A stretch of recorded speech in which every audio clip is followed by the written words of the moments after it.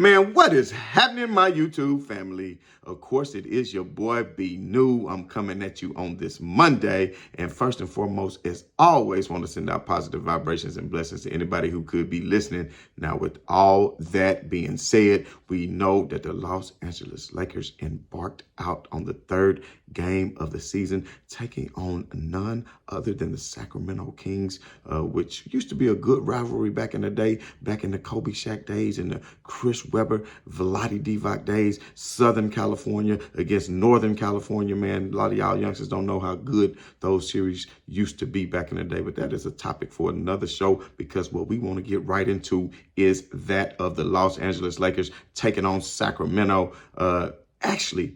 And it was funny because yesterday was 20 years from the date that LeBron James played his first game, and it was against Sacramento Kings at the old Arco Arena there in Sacramento before they built the new arena.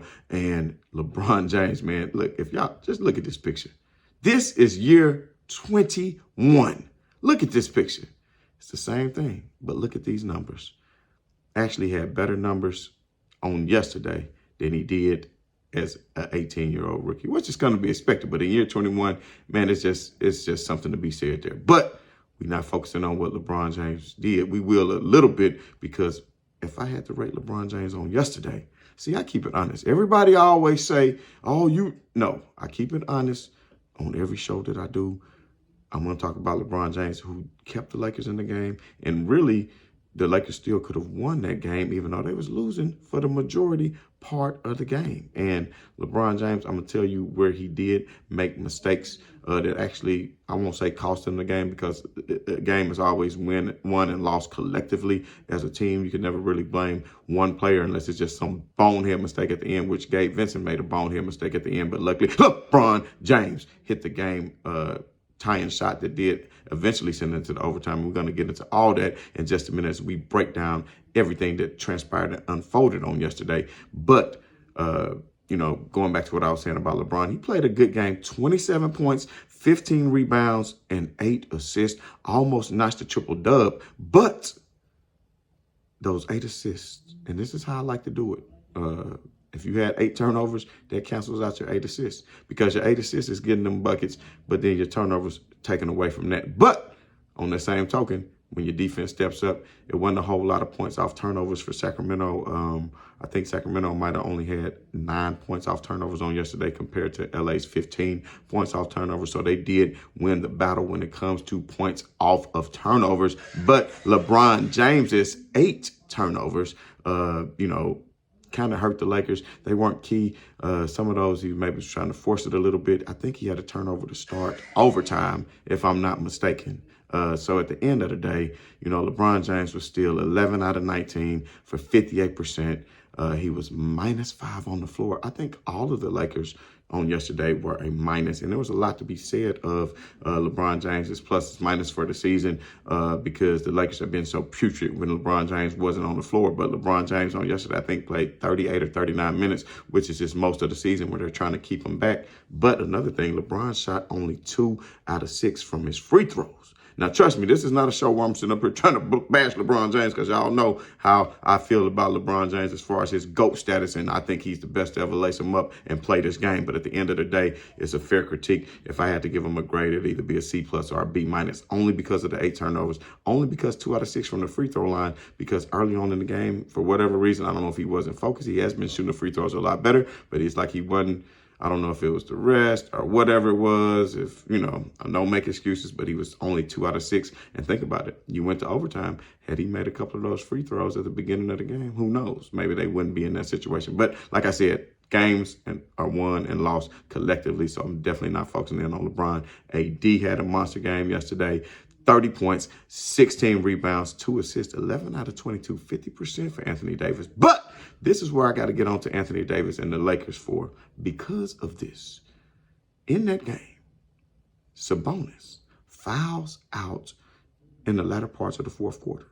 Already, to me, is an advantage for Anthony Davis throughout the game because of the size that he has over Sabonis. So he was taking it to him. he was doing his thing for the most part. Sabonis is very shifty, kind of like his pops was. Now, his pops was a big dude. Arvydas Sabonis, man, if y'all don't know about him, you better look it up and you better ask somebody. And I dare say this. Arvydas Sabonis, when he played for the Portland Trail Blazers and took the Lakers to the Western Conference Finals behind none other than Scottie Pippen and who else was on that squad? Rasheed Wallace, I do believe. That was a great squad, man. Was it... Not Amari Stoudemire, but y'all know what I'm talking about. But anyway, we're not getting into all that. The end of the day, this is what it is. Anthony Davis should have dominated Sabonis. You know, and he did for the most part, 30 points, 16 rebounds. But my point is, Sabonis went out of the game with like 6 or 7 minutes left in the fourth quarter because he fouled out. So now at this point, no knock on JaVale McGee. JaVale McGee, he is a good player. He has a lot more size than Sabonis, but not a lot more skill. But for whatever reason, Sacramento elected to go small, even sometimes bringing JaVale out of the game and playing a five small guard lineup almost is what Coach Brown was going to.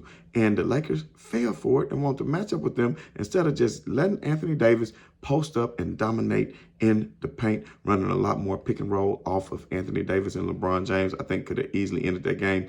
And it was funny because the Lakers did go up by 5 or 6 in the fourth quarter. You thought they were going to pull away and end it. But as soon as LeBron James said at that particular moment, I noticed Sacramento went on a 7-0 run and took the lead back by 2 when the Lakers was just up 5. So LeBron James had to come back in the game at that particular time. But one thing I did notice, and I got to get on Coach Ham for this, is that of Rui Hachimura and Christian Woods not getting enough playing time, because Hachimura, I think, only got 10 minutes. Christian Woods only got 13 minutes. And the thing about it is, I just told you the entire starting lineup for the Lakers was in the negative. You had Taurean Prince, who was a -10. You had a LeBron James, who was a -5. You had an Anthony Davis, who was a minus. You had an Austin Reeves. We'll get on him in a minute. And I must have jinxed myself. Hey, what's up, Quick, baby, man? Shouts out to Quick, man. Come on to the comments, my brother. You said it. I said it the other day. I said Austin Reeves is the 3rd best player on the Lakers team, and you were outraged at that. And I still say, as far as offensively, he still probably is the 3rd best player. But I have to take that back now to careful consideration, because I am not the end-all, be-all. I will make mistakes, because if I had to really think about it, I would much rather have a Rui Hachimura over Austin Reeves, just because of his physical prowess, his way to play defense. He's hitting his threes, things of that nature. But Austin Reeves, when I was talking about that on the show the other day, what I was meaning was his ability to create for himself and others as a guard. And when you talk about that of D'Angelo Russell cannot do that. He's not creating for himself, getting to the rim easily. He just doesn't have the physicality to do it. That's why De'Aaron Fox did him in and time out on yesterday. And that's why you had to put Troy Vincent on. Now, going back to what I was saying about the bench, Troy Vincent, he was a plus for the game. He had a decent game. I don't have his statistics in front of me, but he did. He played an excellent game. And I noticed he elected to have Troy Vincent over Austin Reeves in that fourth quarter and in overtime, and let them sort of play off of each other in the backcourt. And he put Troy Vincent on De'Aaron Fox because he knew that De'Aaron Fox was having his way with D'Angelo Russell. D'Angelo Russell could not play physical with De'Aaron Fox. De'Aaron Fox, to me, he right up there. SGA, big shout outs to SGA. But De'Aaron Fox, man, I'm telling you, he is going to be a top 10 player in this league if he isn't already. He don't get enough props because he's playing a smaller market. But if De'Aaron Fox was in another market, man, you'll be hearing about him like the Donovan Mitchells of the world. But he go about his business very professional-like. But at the end of the day, De'Aaron Fox sat up here and had a bad ankle turn. And I don't pray for nobody downfall. You understand me? That's not who I am. I never, you know how Biggie say, pray and pray for my downfall. I never do that. But when he went down and twisted that ankle, I said, my FanDuel about to pay me off, baby, because the Lakers are about to seal this victory. I already had them at the plus, started the game plus 4.5, then plus 5, then it went up to plus 8. So I'm like, show me the money. But at the end of the day, he came back in and pulled Isaiah Thomas. And I'm not talking about new Isaiah Thomas. I'm talking about old school Isaiah Thomas.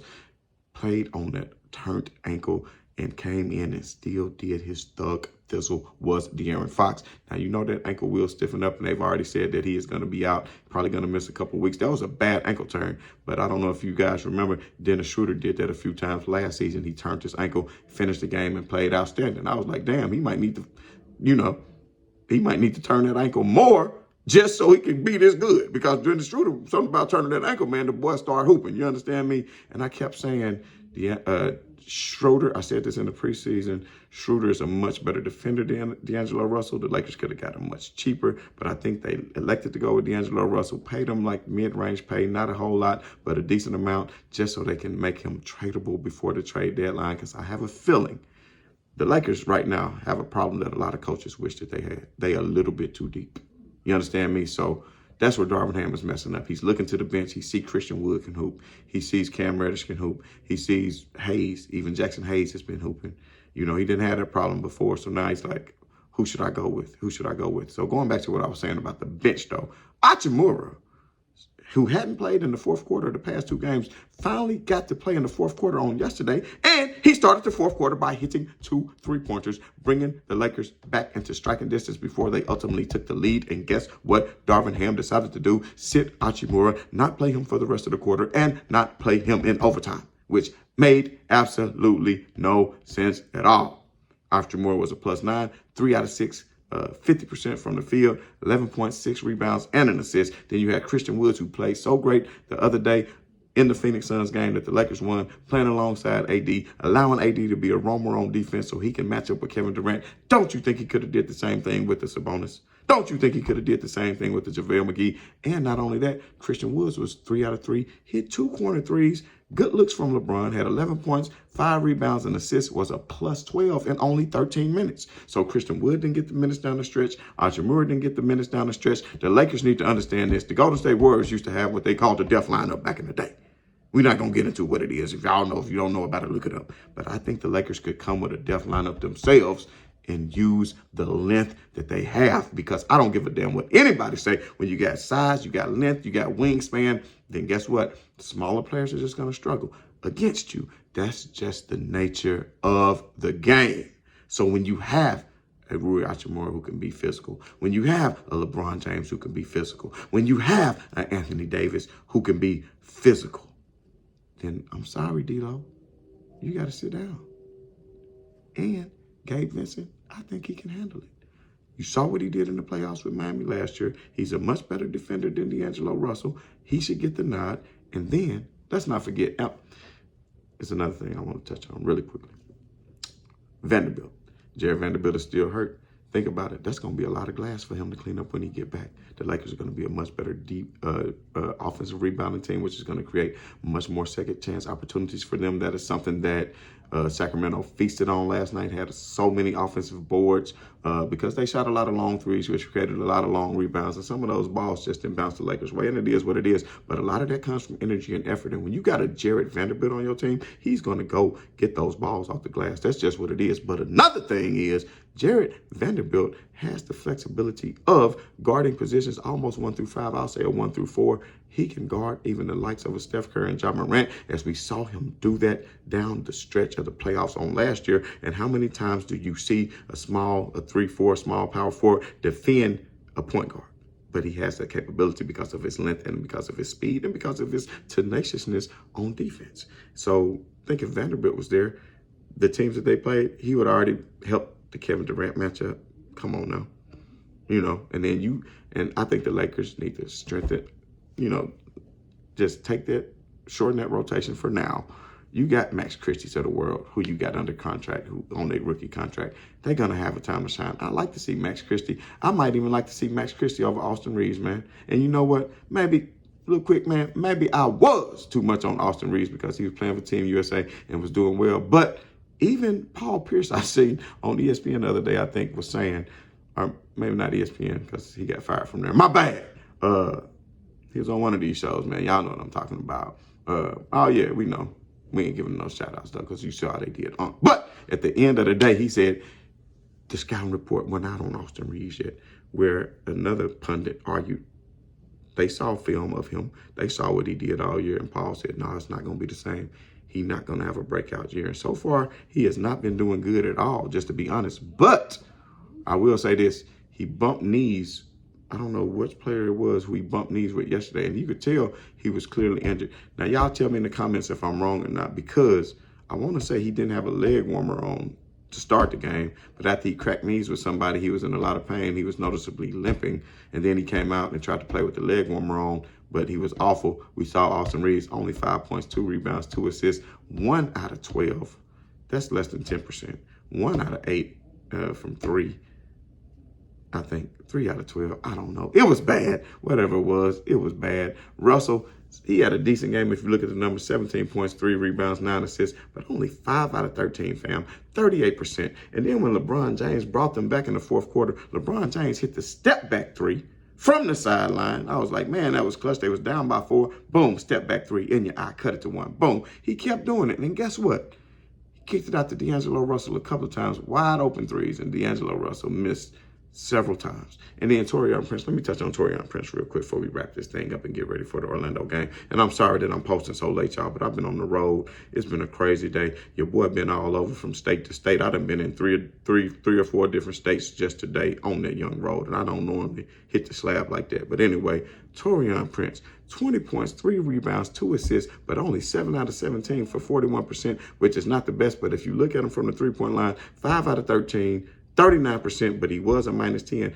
But he had some timely threes that actually put them back in the game. So I'm not going to be too down on somebody who shot 39 or 40% because we wish Malik Beasley could have did that last year. Speaking of Malik Beasley, where the hell is he now? But at the end of the day, LeBron James got Taurean Prince a couple of great looks in the overtime that would have put the Lakers up or could have sealed the deal for the Lakers, and they should have won that game. And it was a disappointing loss, to say the least. And if I say I had to hang that hat on that loss, I had to put this one more on Coach Ham. He let LeBron James' minutes get out of control. You said you want to control his minutes, yet you didn't. You can't play LeBron James at this age that many minutes and come away with the L, first of all. Second of all, you can't play LeBron James that many minutes, come away with the L, and then not play Christian Woods or Rui Hachimura, who both had it going on. Rui, who had, hit a few threes, and then Christian Wood, 3 out of 3, shooting 100%. Both of them playing well, and not giving them minutes down the stretch. And give it to Coach Ham. He said he was going to figure it out. He put a lot of it in the post-game pressure on himself, saying that he took the blame for that. But anyway, man, the Lakers got a second night of a back-to-back. For once, Anthony Davis was not listed on the injury report, even as probable or nothing. He's like not even on there, which means he's feeling good. When was the last time we saw that? So that is a good thing. And then not only that,